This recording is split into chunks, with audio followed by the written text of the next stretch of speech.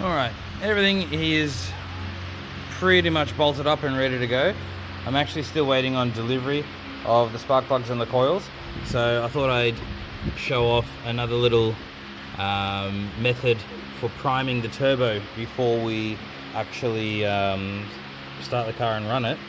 So what we can do, because these are out, we can crank the engine without starting it, and it'll get all the fluids flowing and everything, but it won't actually run.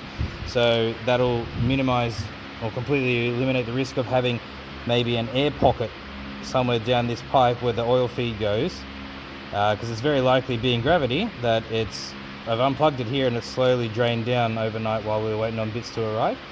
So I have put some oil in the turbo, but I don't want to run the oil through the turbo back down and then have a whole bunch of air come up before the replacement oil comes through. So we'll just go in the front seat, and we're going to really upset the computer because there's a whole bunch of sensors not plugged in.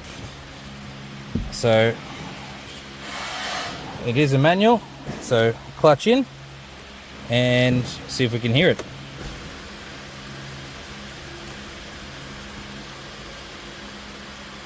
I don't know if you can hear it, but it's still going at the moment. It's just cranking and rotating.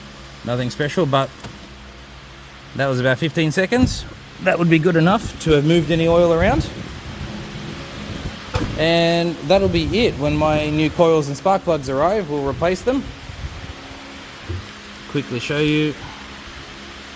Absolutely overdue. Definitely got... Well, actually, this is the best one. But the others, they are just absolutely trashed. So they definitely needed replacing anyway.